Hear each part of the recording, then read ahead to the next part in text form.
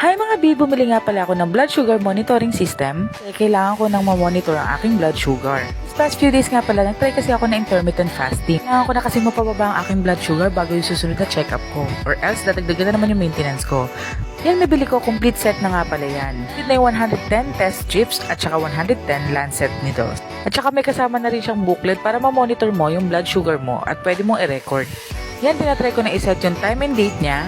At habang ginagawa ko yan, nanonood din ako ng tutorial sa YouTube kasi first time kong bumili nito at saka first time ko lang din gagamit ito personally. Madali na naman siyang sundan, tsaka may manual na rin naman siyang kasama. At ngayon nga, sinubukan ko nga sa sarili ko. First time ko kasing gagawin ito sa sarili ko. Dati kasi, nung na-confine ako, yung mga nurse ang gumagawa nito.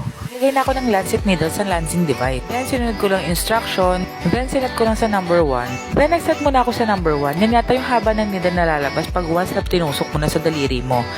Naglagay na rin ako ng test strip sa monitor. Check ko muna maigi kung tama ba yung pagkakalagay ko.